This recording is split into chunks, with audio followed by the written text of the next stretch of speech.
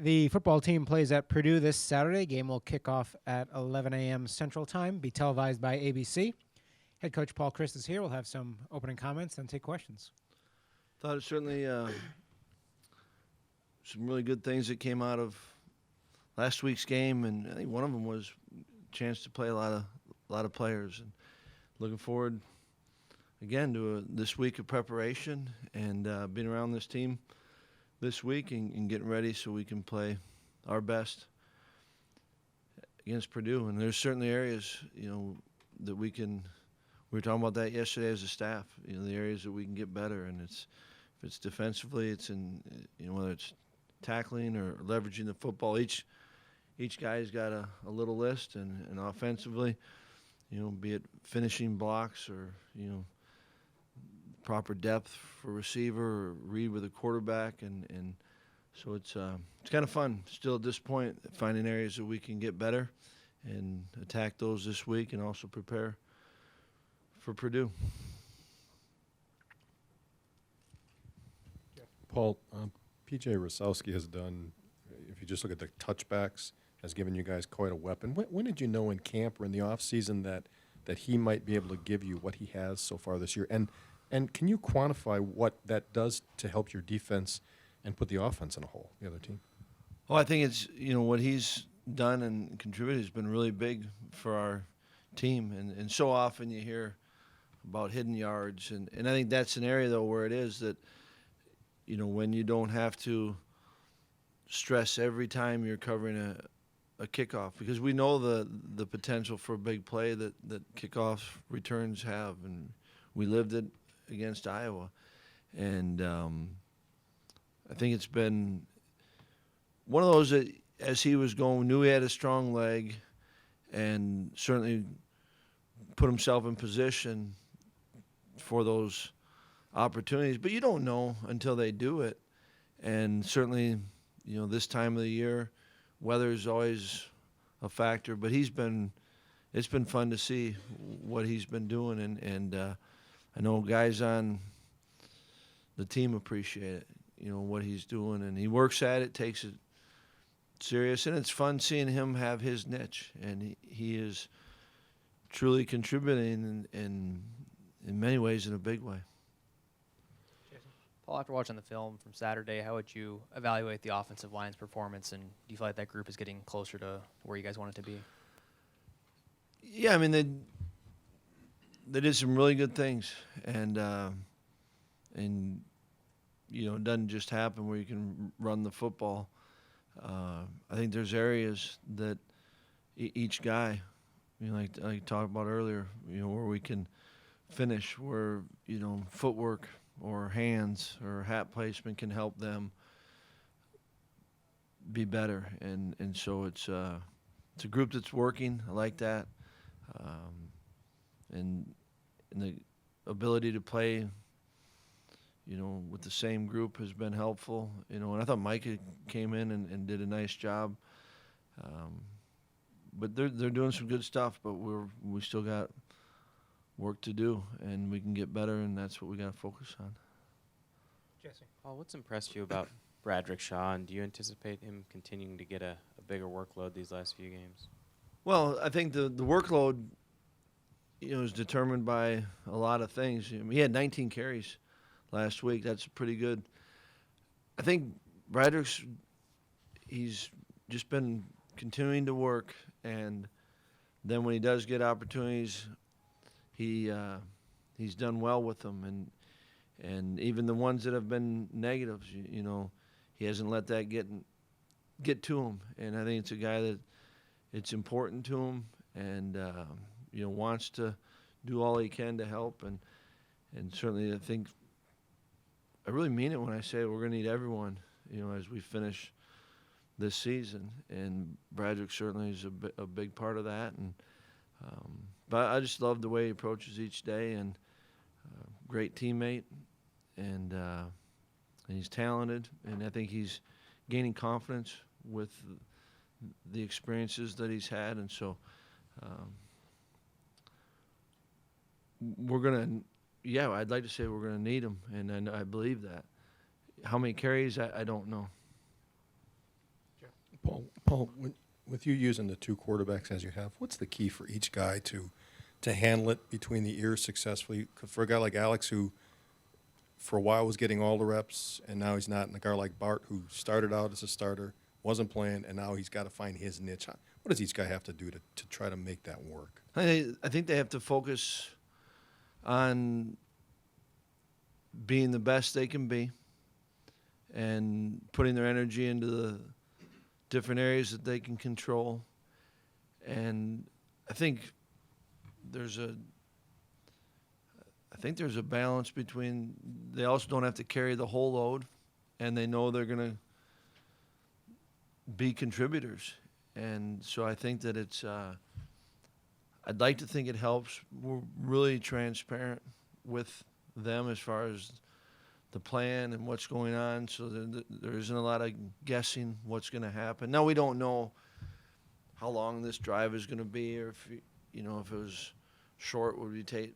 They don't need to worry about that, and I think really they both have enough. If they just worry about how can they help this team, and the best way they can do it is by them being their best, that's a lot to focus on, and so they don't need to worry. And I think they've done a pretty good job of that.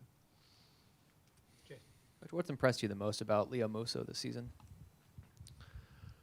I think Moose, when you think about him and talk about him, there's so many areas that he stands out in a positive way, and he's made some big, just on the field and between the lines, he's made some big plays for us, opportunistic, and how he communicates and the things he does that don't show up on a stat sheet. Those are really, so there's that picture and what you think of and want to talk about between the lines, and then what he means to this team off the field and in the locker room, and the type of person he is, type of teammate he is, tremendous leader, a guy that everyone can go to, and values opinion, trust it. He'll go out of his way for guys. It's I think that he's having a special year, and I think it's fitting because I think he's a special person.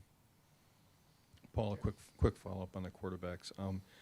When you made the change and went to Alex, I mean, you're talking about Bart, a fifth-year guy who had waited and waited and waited, started 3 games and then was not the starter anymore. Were you watching to see how he would handle it, thinking, I don't want this guy who waited so long to maybe kind of go in the tank a little bit? Because it looks like he has not done that. I think you're right, that I don't think he's been a great teammate, and I think that he's taken the approach, which is easier said than done, about being all that he can be for this group. And I think you're always worried about players that you're coaching when things happen, whether it be on the field or if something's happening off the field.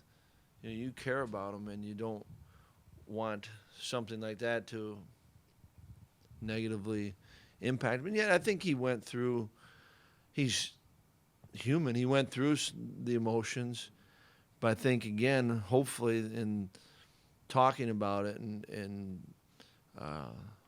recognizing that and I'm saying, I get it, good for you. I mean, you should have that, but now what are you going to do? How are you going to channel that energy? I think he's done a really good job, and I think he has really added value to this team, and that's been fun to see. It's obviously no secret Purdue's in a tough stretch here the last few years. Do you even worry about your team, though, in terms of overlooking someone or looking past someone, no matter what their record is? Do you even worry about that anymore with this group? I think, like anything, you don't want to – I don't worry about as much from the group as all the messaging that they're hearing from people outside of the group. And I think that's what helps us as coaches, us as players, is when you put the tape on and when you watch Purdue and you see what they're doing and how they're doing it, you see the challenges that they'll present us. So I think it helps us be in the moment, and I think that you have to be. And there's recent history real recent, if you just assume something, and we do a little dictionary game and make sure they understand what assume says, and that's the truth, right? It's we got to make sure that we put the focus on the things we can control, and we know we're going to play a good team, and the record isn't what they want it to be, and we understand none of that matters on that day. You got to be the best team that day. Well, your defense has done a really good job of largely shutting out opponents in the first quarter. They've been good in every quarter, but is there something you can pinpoint about why they've been able to get off to such great starts this season? Well, I think that I'm hesitating because I think the reason you have success is, good players, good scheme.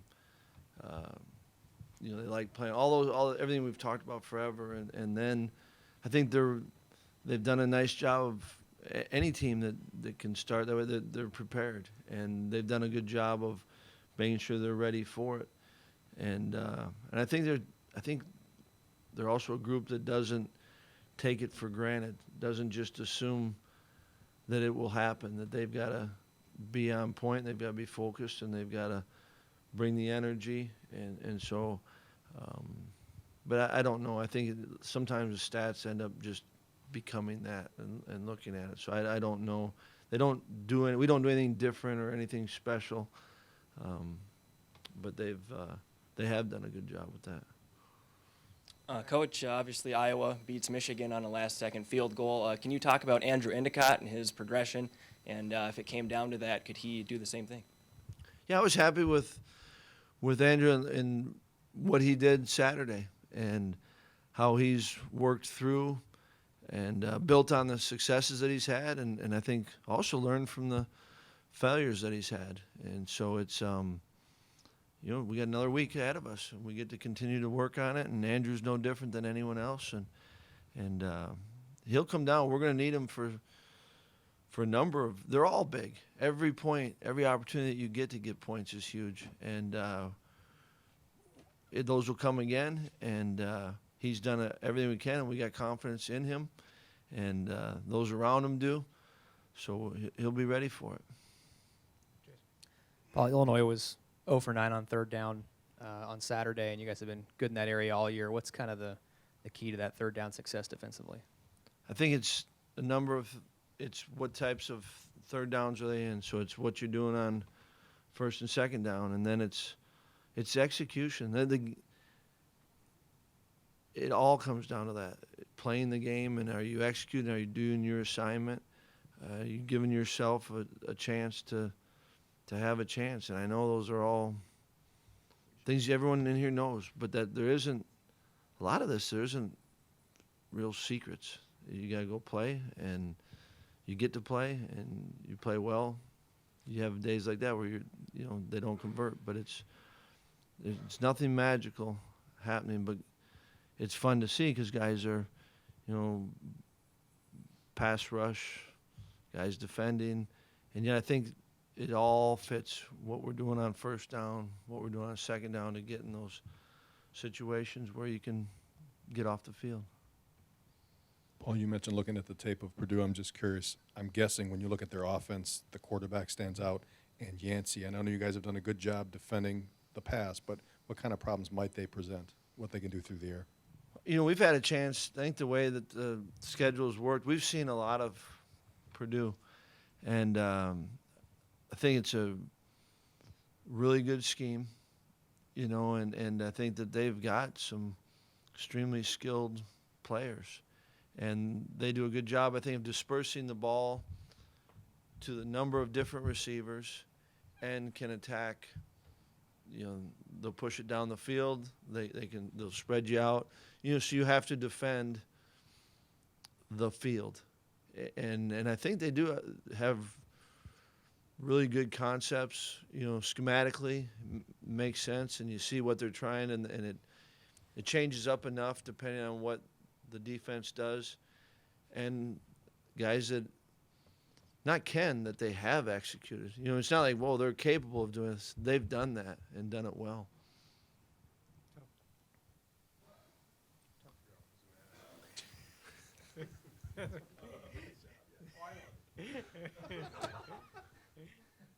He's earned that. Besides, what did you do differently in the red zone Saturday that allowed you to score touchdowns instead of settling for something less? I really do think we executed better. You know what I mean? That we were. I thought we had a good plan, but I thought kids understood it, and when it came up, they handled the movement up front, big movement, handled that, and I think we completed a pass, which we hadn't been doing. I mean, really, you look back at it, we hadn't been productive there. So by executing is what allowed us to get in the end zone. And I think, you know what, I'd like to think that we tried to narrow the plan down a little bit and make sure that we were practicing what we were going to call. And then the kids knew the plan and were able to execute it. Paul, when Olive got hurt, you thought he'd be out for a while. Do you anticipate he'll be back in the regular season or maybe the bowl game? Yeah, I don't. He's been kind of ramping up his workouts, and on those you just wait till the doctor tells you, or really the doctor tells Mike and Mike tells us, and then you say, good, he's back.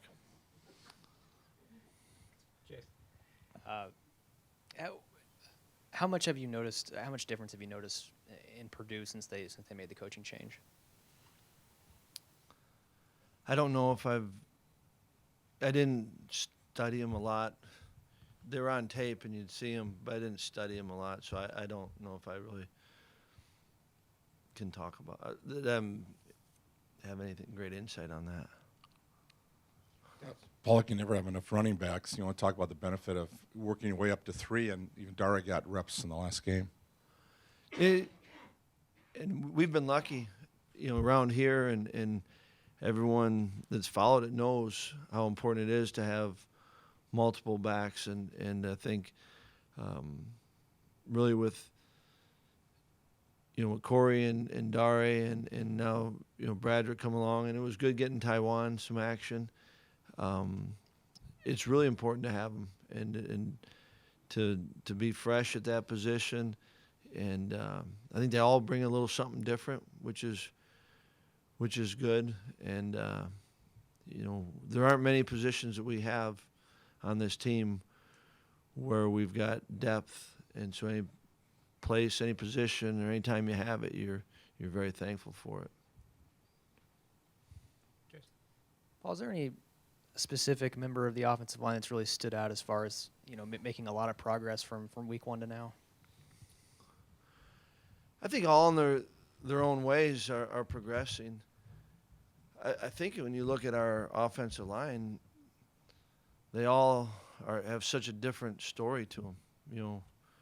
Ryan has progressed from never taking a snap in Division I football to, I think, playing at a really high level. And David Edwards wasn't even playing week 1, and now he's doing some really good things. And Michael Dieter and what he's means to our line, and John Dietzen, they're all so different. I've appreciated and liked seeing each one of their development. Bo's development, all of them, it's been good, and we need to keep doing that. But they're so different that you can't say like this guy's has the best story going. Anything else for Coach? All right, thanks. Thanks, Paul.